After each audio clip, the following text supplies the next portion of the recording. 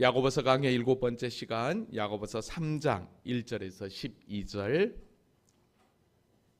당신의 말혀 어떻습니까? 라는 제목으로 함께 은혜를 나누어 보겠습니다. 자, 다 같이 1절부터 12절까지 같이 합독하도록 하겠습니다. 시작. 내 형제들아, 너희는 선생된 우리가 더 큰 심판을 받은 줄 알고 선생이 많이 되지 말라. 우리가 다 실수가 많으니 만일 말에 실수가 없는 자라면 곧 온전한 사람이라. 능히 온 몸도 굴레 씌우리라. 우리가 말들의 입에 재갈 물리는 것은 우리에게 순종하게 하려고 그 온 몸을 제어하는 것이라. 또 배를 보라. 그렇게 크고 광풍에 밀려가는 것들을 지극히 작은 키로서 사공의 뜻대로 운행하나니 이와 같이 혀도 작은 지초로되 큰 것을 자랑하도다. 보라, 얼마나 작은 불이 얼마나 많은 나무를 태우는가. 혀는 곧 불이요 불의의 세계라. 혀는 우리 주체 중에서 온 몸을 더럽히고 삶의 수레바퀴를 불사르나니 그 사르는 것이 지옥불에서 나느니라. 여러 종류의 짐승과 새와 벌레와 바다의 생물은 다 사람이 길들일 수 있고 길들여 왔거니와 혀는 능히 길들일 사람이 없나니 쉬지 아니하는 악이요 죽이는 독이 가득한 것이라. 이것으로 우리가 주 아버지를 찬송하고 또 이것으로 하나님의 형상대로 지음을 받은 사람을 저주하나니 한 입에서 찬송과 저주가 나오는도다. 내 형제들아, 이것이 마땅하지 아니하니라. 샘이 한 구멍으로 어찌 단물과 쓴물을 내겠느냐. 내 형제들아, 어찌 무화과 나무가 감람 열매를 포도나무가 무화과를 맺겠느냐. 이와 같이 짠물이 단물을 내지 못하느니라. 아멘. 살아계신 하나님은 우리의 참 진리와 생명이시며 우리의 작은 신음에도 응답하시는 하나님이신 줄로 믿습니다. 여러분들 하루에 말을 얼마나 많이 하십니까? 연구조사에 의하면 여자들의 말이 남자보다 3배 더 많이 한다고 합니다. 그래서 신경 정신학자였던 브리젠딘이라는 사람이 여성의 뇌, 여자의 발견이라는 책을 썼는데 그 책에 의하면 여성은 하루에 2만 마디 말을 하지만 그에 비하여 남자들은 7천 마디 말밖에 하지 않는답니다. 그 정도로 사람의 말, 이 여자와 또 남자의 또 차이가 있다는 거죠.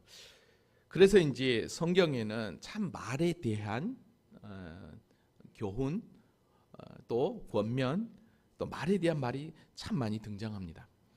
특별히 우리가 지금 계속해서 야고보서를 공부하고 있어요. 근데 이 야고보서도 5장까지 있는데 각 장마다 그 말에 대한 내용이 있는 것을 확인합니다. 잠깐만 살펴보면 1장 19절에 보면 내 사랑하는 형제들아, 너희가 알지니 사람마다 듣기는 속히 하고 말하기는 더디하며. 26절에 보니까 누구든지 스스로 경건하다 생각하며 자기 혀를 재갈 물리지 아니하고. 또 2장에 보니까 차별에 관련된 부분이었죠. 여기 좋은 자리에 앉으셔서 하고 또 가난한 자에게 말하되 너는 거기 서 있으라. 이런 것들도 지금 말이잖아요. 또 4장에 보니까 형제들아 서로 비방하지 말라. 이것도 비방하는 말 하지 말라는 거겠죠. 또 5장에서 보면 맹세하는 것도 말이잖아요. 이 정도로 말에 대해서 이 야고보서는 상당히 강조를 하고 있어요. 그걸 보면 이 야고보서가 행함이 있는 믿음을 이야기하는데 그 행함이 있는 믿음에 있어서 그리스도인의 삶을 살아가는 데 있어서 언어 생활, 이 말이 얼마나 중요한가를 다시 한 번 더 생각하게 됩니다. 특별히 오늘 보면 3장 1절부터 12절까지는 이 모든 것들을 종합하여서 우리의 말, 혀, 즉 성도가 어떻게 언어 생활을 해야 될 것인지에 대해서 이야기를 해요. 자, 우리는 그동안 1장부터 2장까지 내용을 통해서 정말 너가 믿음이 있느냐? 그러면 그 믿음 위에 참 행함이 따라야 된다라고 우리에게 잘 가르쳐 주었습니다. 그래서 1장 1절부터 18절까지의 내용을 보면 너희가 참 믿음이 있느냐? 그러면 시험을 통해서 인내를 배우게 하였고, 그 다음에 또 19절부터 2장 전체 내용을 보면 행함 없는 믿음은 죽은 믿음이다 라고 우리에게 잘 가르쳐 주었습니다. 특별히 이제 3장으로 넘어와서 이렇게 너희가 행함 있는 믿음을 보이는 데 있어서 가장 기본적인 그리스도의 삶을 살아가는 데 있어서 가장 기본이 되는 게 도대체 뭔가라고 했을 때 그게 바로 성도의 말이라는 거죠. 그래서 제가 오늘 설교 제목을 당신의 말혀 어떻습니까? 라고 정해 보았습니다. 그럼 지난 시간 잠깐 말씀 정리하고 오늘 본문으로 한번 들어가 볼게요. 지난 시간 설교를 시작하면서 인사만 잘해도 먹고는 산다. 그래서 정말 우리 교회는 인사를 잘하자고 그랬습니다. 여러분 정말 큰 소리로 인사를 좀 하셨나요? 안 하셨죠? 소리가 안 들려요. 우리 옆에 분들 다시 한번 인사하겠습니다. 사랑하고 축복합니다. 인사하겠습니다. 시작. 사랑하고 축복합니다. 아멘. 얼마나 좋아요. 그죠? 할렐루야. 그래서 정말 인사 잘하는 교회 되기를 지난 시간 함께 우리가 다짐을 했었습니다. 자, 그러면서 세상 모든 종교에는 행함이 있느냐 없느냐가 구원과 직결된다라고 그랬어요. 그래서 자신의 의를 통해서 구원에 이르려고 하는 게 세상 종교의 모습이었습니다. 근데 문제는 죄인된 인간이 자신의 의로 하나님의 의에 도달한다? 이거는 있을 수 없어요. 그래서 우리 기독교에서 말하는 행함은 세상 종교에서 말하는 행함과 전혀 다른 믿음에 근거한 행함이었던 것을 우리가 알게 됩니다. 그래서 하나님은 인간의 의로는 절대로 하나님의 의, 구원에 이를 수 없음을 알고 오직 은혜로, 오직 믿음으로 우리에게 구원을 선물해 주셨다는 사실. 아멘이죠. 그래서 믿음이 있노라 하고 행함이 없으면, 즉 순종이 없으면 무슨 유익이 있겠냐. 그 믿음이 능히 자기를 구원하겠느냐라고 이야기하면서 행함이 없고 말만 있는 믿음은 아무 유익이 없다. 결국 말만 있는 믿음은 뭐다? 죽은 믿음이다. 그래서 어떤 사람에게 믿음과 행함을 보이라 할 때 귀신들도 하나님이 한 분이신 줄 믿고 떤다고 그랬습니다. 그러니까 귀신들도 예수님이 누구신지를 분명히 자정했어요. 자기를 멸하는 자, 그 다음에 어떻게 합니까? 하나님의 거룩한 자, 그리고 하나님의 아들. 그렇지만 귀신도 이렇게 하나님이, 예수님이 누구신지 정확히 알고 있어요. 그들이 가지고 있는 신학, 우리가 가지고 있는 신학과 비교도 안 되게 정확해요. 그런데 문제는 그들 안에 참 믿음 안에 나타나는 행함이 없었다라는 거죠. 귀신들에게는. 왜요? 요한복음 8장 44절에 그들은 욕심대로 행하고 살인자고 그 이유는 진리가 그 속에 없기 때문에. 즉 하나님의 말씀, 예수가 그 속에 없기 때문에. 그러니까 머리로만 아는 거죠. 그러나 삶에서 실제가 되지 않았던 거죠. 그래서 거짓말하는, 그러니까 행함이 없는 믿음, 자체적으로 죽은 믿음이었죠. 그러니까 저와 여러분이 예수를 믿노라 하면서도 행함이 없다면, 즉 말씀에 대한 순종함이 없다면 죄송하지만 귀신의 믿는 믿음과 똑같다라는 거죠. 그 믿음은 곧 행함이 없는 헛된 믿음이었습니다. 그래서 야고보 사도는 우리가 너무너무 잘 알고 있는 그 믿음의 조상 아브라함과 또 라합을 예로 들어서 행함 있는 믿음을 분명하게 소개를 했습니다. 그래서 딱 결론을 내렸죠. 뭐라고 결론 내렸습니까? 영혼 없는 몸이 죽은 것 같이 행함이 없는 믿음은 뭐한 거다? 죽은 거다. 여기까지가 지난 시간 말씀이었습니다. 그래서 정말 우리의 삶에서는 믿음 위에 참 믿음에 참 그리스도인이 되었느냐? 그렇다고 한다면 진정한 행함, 진정한 삶의 아름다운 열매, 그 열매는 곧 하나님 말씀대로 하는 순종, 이게 나타나야 된다라는 것을 지난 시간 살펴보았습니다.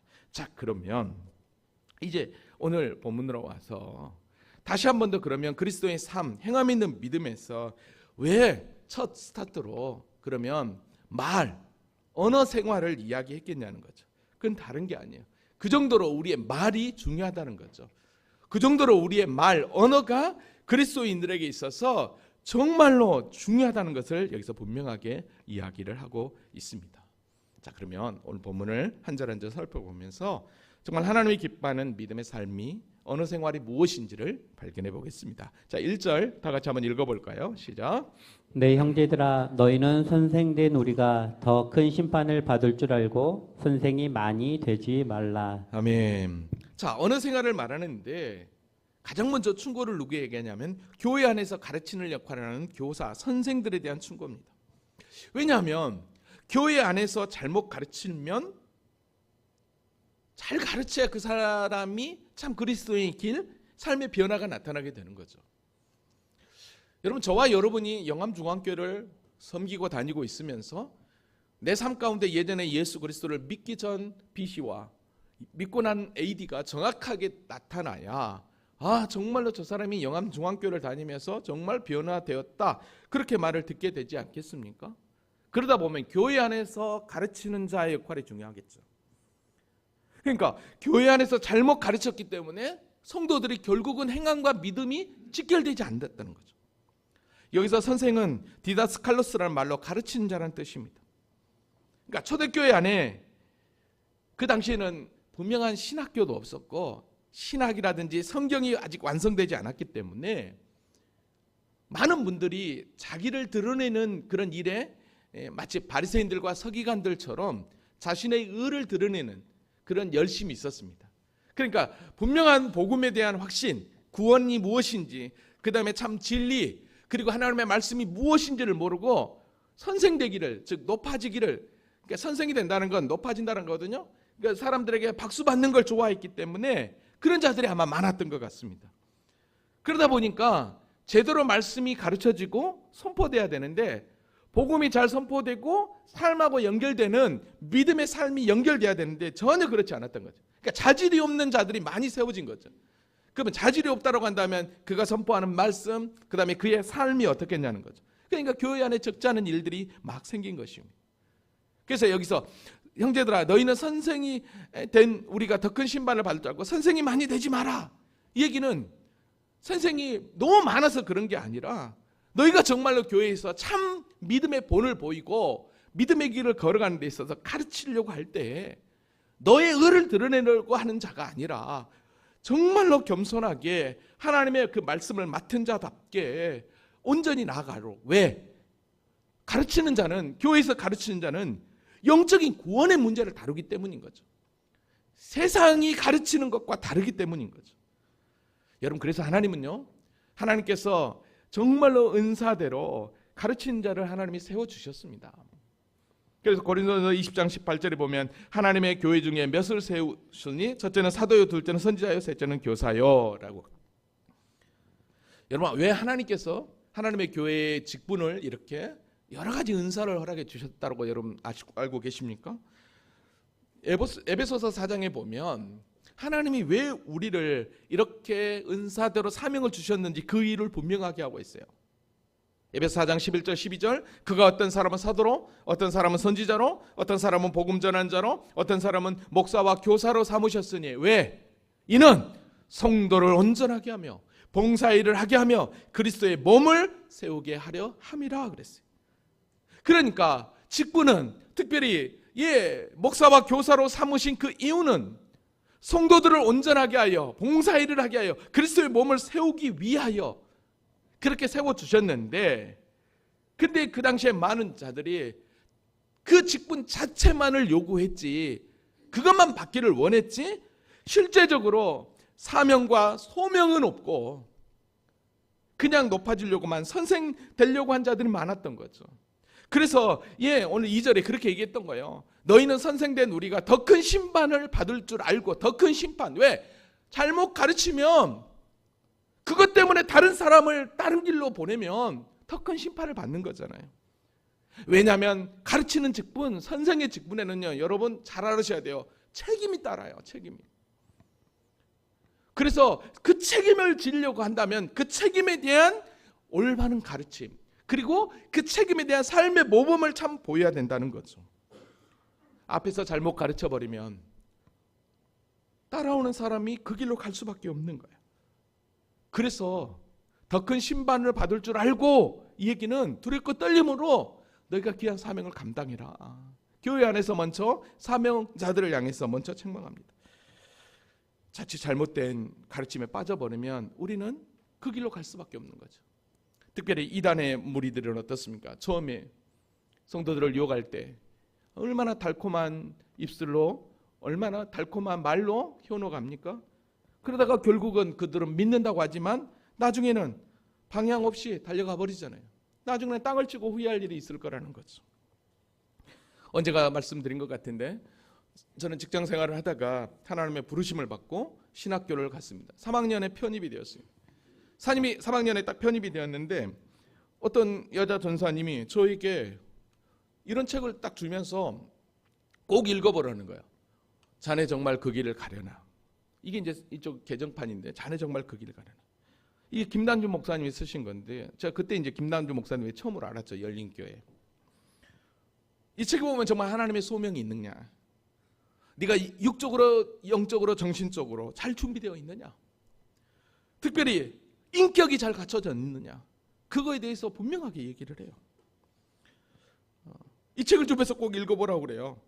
그러면서 이런 준비가 너 없다면 죄송하지만 이제 신학교를 다니까 전도사라는 책을 책했는데 윤 전사님은 금방 때려치라는 거예요. 엄청 상처를 받았죠. 나는 큰 쁨을 안고 사역을 왔는데 근데요.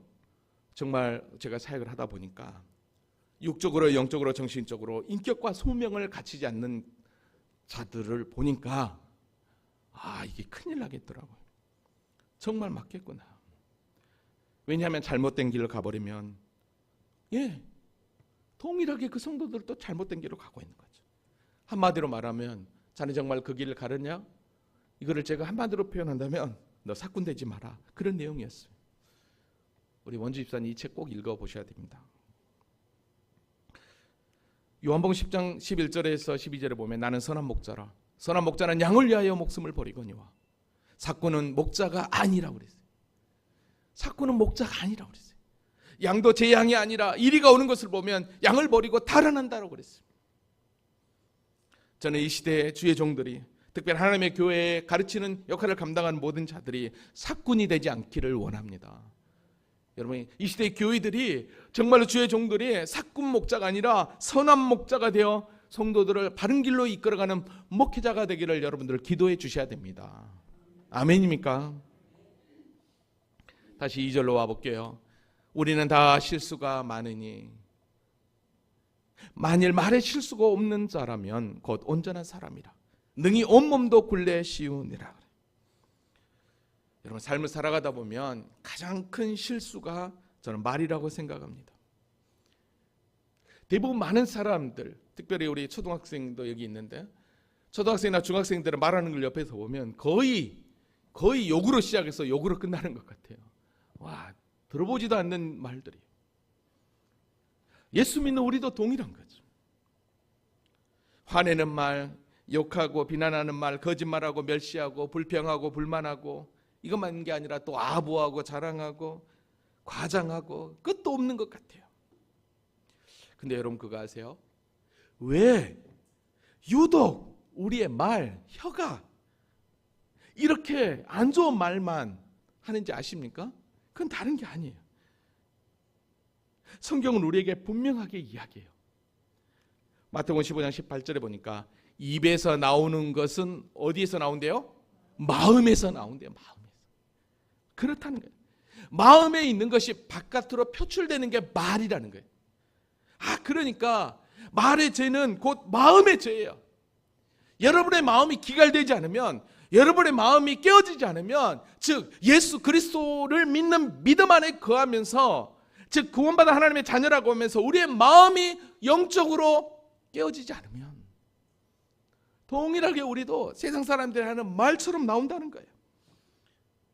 마태복음 12장 34절에 보니까 독사의 자식들아 너희는 악하니 어떻게 선한 말을 할 수 있느냐. 이는 마음에 가득한 것을 입으로 말합니다. 마음에 가득한 거예요. 잠언 기자도 이렇게 얘기했어요. 의인의 마음은 대답할 말을 깊이 생각하이다. 마음속 깊이 생각하이다. 그러나 악인의 입은 악을 쏟느니라. 마음이 악하기 때문에 악한 말을 할 수밖에 없는 거예요. 2절에 다 실수가 많으니 그랬어요. 이거는 걸려 넘어진다는 뜻이거든요. 즉 잘못하다 죄를 짓자는 뜻이고 있어요. 그러니까 모든 인간은 다 걸려 넘어질 수밖에 없고 죄에서 자유할 수밖에 자유로울 수 없다라는 거죠. 그래서 뭐라고 얘기합니까? 만일 말에 실수가 없는 자라면 곧 온전한 사람이라. 그렇죠. 다 말에 실수가 있다라는 거예요. 여기까지는 우리가 인정하자는 거죠. 능히 온몸도 굴레를 쓰는, 온몸도 굴레를 쓴다는 거, 온몸을 다 말로 다 까먹게 된다는 거죠. 여러분, 그래서 이사야 선지자도요, 걸어가신 하나님을 딱 발견했을 때 그가 뭐라고 고백하냐면, 그때 내가 말하되 화로다 나는 망하야 되겠다. 나는 입술이 부정한 사람이오라고. 왜? 마음으로부터 입술이 부정하기 때문에 이렇게 표현하고 있는 거예요. 사도 바울도 우리에게 로마서 3장 13절에 이렇게 얘기합니다. 그들의 목구멍은 열린 무덤이요 그 혀로는 속임을 일삼고 그 입술에는 독사의 독이 있고 그 입에는 저주와 악독이 가득하다라고 그랬어요. 이는 곧 우리의 마음의 부패가 곧 입술의 부패로 연결된다라는 거죠. 그렇습니다. 말에 실수가 없으면 온전한 사람이라 했습니다. 그러나 실수 있다라는 거예요. 그러나 여기서 보면 온전한 사람이다 라는 뜻은 완벽한 사람보다는 성숙한 사람이다 라는 표현이 맞아요. 그러니까 오늘 저와 여러분이 혀를 어떻게 통제하느냐에 따라서 인격이 성숙하냐 아니냐를, 참 그리스도인이냐 아니냐를 분명하게 나타내 볼 수 있다는 거죠. 여러분, 우리는 어떻습니까? 그 사람의 얼굴만 봐도, 그 사람의 말하는 것만 들어도 그 사람의 상태, 그 사람의 영혼의 지금의 어떤 상태인지를 분별할 수 있잖아요. 사랑하는 성도 여러분, 마음이 건강해야, 영혼이 건강해야 우리의 말도 건강할 줄로 믿습니다. 말이 우리의 전 인격적인 삶을 이끌어가기 때문에 능히 온몸도 굴레 씌운다라고 이야기하고 있어요. 그래서 야고보 사도는 아무리 온전한 사람이라 할지라도 자신의 행동, 자신의 말을 조절할 줄 알아야 된다고 얘기해요. 여러분, 그래서 이제 3절에 이렇게 얘기해요. 그 글 읽어볼까요? 자, 시작. 우리가 말들의 입에 재갈 물리는 것은 우리에게 순종하게 하려고 그 온몸을 제어하는 것이라. 여기서 말들은 타는 말을 이야기해요. 타는 말. 여러분, 말에 재갈을 물리, 이게 재갈이에요. 재갈. 그러니까 콧뚜레처럼 말은 이 안으로 이게 해서 잡아다니기 때문에 얘가 순종을 하는 거예요. 그러니까 아무리 성질이 산한 야생마라도 이 재갈에 물려지면 결국 순종할 수밖에 없는 거죠.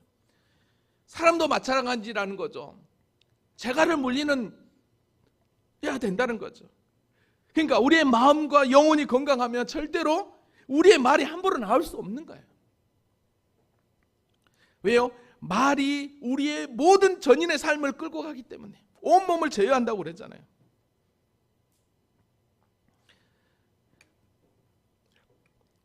뿐만 아니라 여러분, 말이 얼마나 중요한지, 우리가 말하는 이 혀가 얼마나 중요한지 이제는요 4절에 보니까 배를 통해서 이야기해요.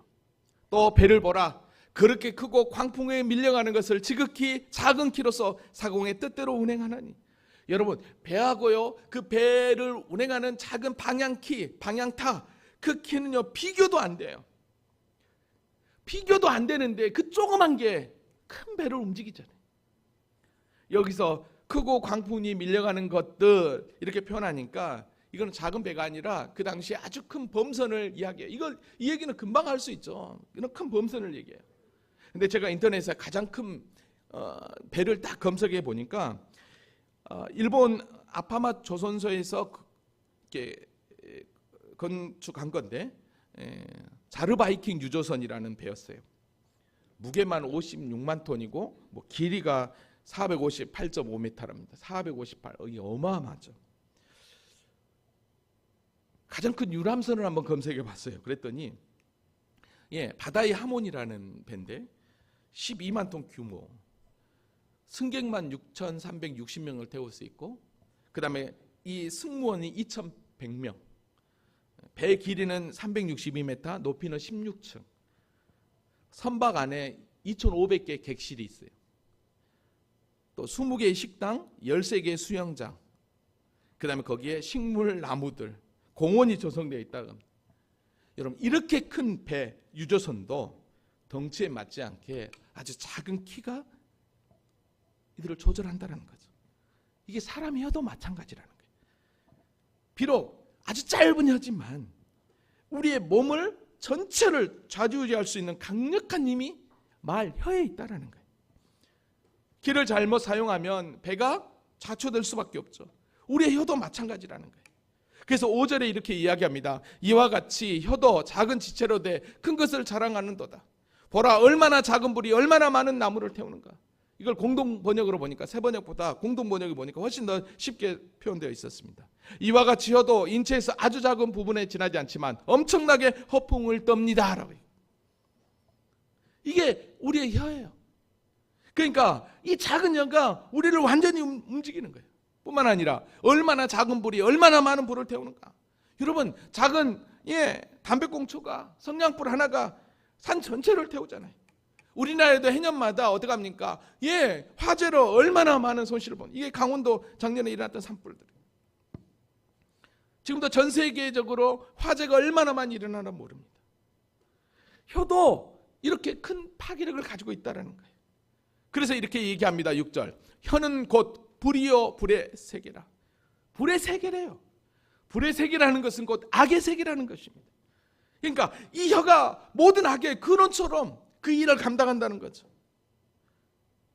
혀는 우리 지체 중에 온몸을 더럽히고 삶의 수레 바퀴를 온몸을 더럽히고 삶의 수레 바퀴는 인생의 모든 순간순간을 이야기해요.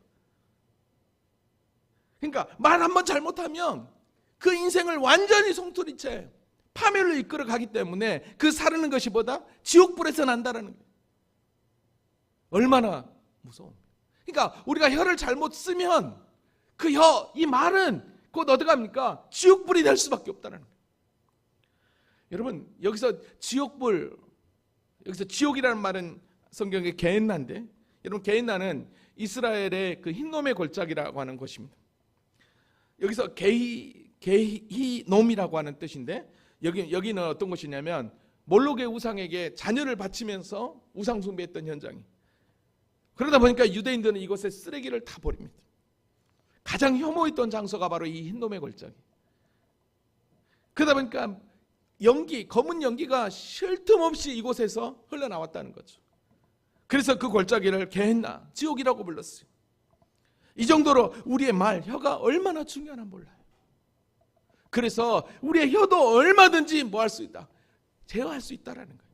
그래서 7절에 이렇게 이야기합니다. 다 같이 읽어볼까요? 자, 시작. 여러 종류의 짐승과 새와 벌레와 바다의 생물은 다 사람이 길들일 수 있고 길들여 왔거니와. 네. 인간은 얼마든지 여러 종류의 짐승, 새, 벌레, 바다 생물 다 길들일 수도 있고 길들여 왔다는 거예요. 우리가 작년에 태국 비전트 리브 갔을 때 악어를 길들여 가지고 악어쇼 하는 현장을 보았어요. 사실 동물을 길들일 수 있는 건 하나님이 인간에게 주신 축복이에요. 사명이었어요. 창세기 1장 26절에 보니까 하나님이 이르시되 우리의 영상을 따라 우리의 모양대로 우리가 사람을 만들고 그들로 바다의 물고기와 하늘의 새와 가축과 온 땅과 땅에 기는 모든 것을 다스리게 하자 하시고. 그래서 분명히 모든 것들은 인간이 이렇게 동조할 수 있는데, 그런데 문제는 오늘 보면 8절에 보니까 혀는 능히 길들일 사람이 없다는 거예요. 혀는. 왜 혀는 길들일 사람이 없을까요? 이거는 우리의 마음이 죄로 말미암아 이미 오염되어 있기 때문에 그러는 거예요. 그러면 이 혀를 길들일 수 있는 방법은 뭐겠냐는 거예요. 이건 다른 게 아니에요. 하나님의 은혜 아니면 안 되는 거예요. 하나님의 은혜가 우리에게 임하고 성령이 우리 가운데 역사할 때 우리의 혀는 길들여질 수 있는 거예요. 아멘입니까? 길들일 사람이 없나니 쉬지 아니하는 악이요 죽이는 독이 가득하다. 쉬지 아니하는 악이라는 것은 언제든지 우리 입술에서 악이 나올 수 있다는 거예요. 죽이는 독이 가득하다는 것은 마치 독사가 독을 품고 있는 것처럼 한다는 거예요. 여러분, 나는 아무렇게 말한 것 같지만 받는 사람은요 엄청나게 상처받는 말이 될 수 있다는 거 우리는 알아야 돼요. 그래서 여러분, 다윗이요 자기를 비방하는 입술을 향해 뭐라고 고백했냐면 새 번역으로 볼게요. 시편 52편 2절 4절. 너 속임의 명수야. 너의 혀는 날카로운 칼날처럼 해로운 일만 꾸미는구나. 너는 착한 일보다 악한 일을 더 즐기고 옳은 말보다 거짓말을 더 사랑하는구나. 너 간사한 인간아, 너는 남을 해치는 말이라면 무슨 말이든지 좋아하는구나. 시편 140편 3절에 보니까 혀를 버리는 그들은 뱀처럼 날카롭게 혀를 벼린 그들은 입술 아래에는 독사의 독을 뿜고 있다라고 얘기해요. 그래서 다윗이 뭐라고 얘기합니까? 우리가 너무너무 잘 아는, 계속해서 보았던 말씀이죠.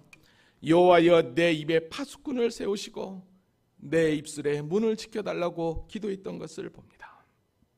그렇습니다. 우리가 가만히 있는다고 해서 우리의 혀가 그냥 좋은 말만 하게 되느냐? 천만의 말씀. 우리의 마음밭이 이미 죄로 물들었기 때문에 우리 안에 하나님의 은혜로 성령으로 가득하지 않으면 우리도 얼마든지 쉬지 아니하는 악, 죽이는 독이 우리의 입술을 통해서 선포될 수 있다는 걸 여러분 아셔야 합니다. 왜냐하면 9절에 보니까 이것으로 우리가 주 하나님을 찬송하고 또 이것으로 하나님의 형상대로 지음받은 사람을 저주하나니, 이게 입술의 이중성이에요. 여러분, 주 하나님을 찬송한다? 여러분, 이게 하나님께서 혀를 만드신 가장 큰 기능이나 할 수 있어요. 이사야 43장 21절에 보면 이 백성은 내가 나를 위하여 지었나니 나를 찬송하게 하려 함이라. 여기서 나를 찬송하게 하는다는 것은 주께 영광 돌리기 위함이라는 거죠. 근데 문제는 우리가 조그만 방향을 잘못 틀면 마땅히 해야 될 일을 놓쳐버리고 하나님의 형상대로 지음받은 내 사랑하는 형제들을 저주한다라는 거예요. 동물들은 얼마든지 우리에 가두어서 재갈을 물려서 어떻게 해서든지 잡을 수 있어요. 근데 우리의 혀는 방법이 없다라는 거예요. 오늘 보면 10절에 보니까 한 입에서 찬송과 저주가 나오는도다. 내 형제들아 이것이 마땅하지 아니하다. 당연하죠. 어떻게 예수 믿는 그리스도인들이, 행함 있는 믿음을 보이는 그리스도인들이 찬송과 저주가 나올 수 있냐는 거예요. 만일 저와 여러분이 찬송과 저주가 한 입에서 나온다면 이미 우리는 두 마음을 품고 있는 것과 똑같은 거예요. 예수님도 우리에게 이런 말씀을 하셨습니다. 야고보 3장 1절 샘이 한 구멍으로 어찌 단물과 쓴물을 내겠느냐. 똑같죠. 예수님도 선한 사람은 쌓은 선에서 선한 것을 내고 악한 사람은 쌓은 악에서 악한 것을 낸다라고 그랬어요.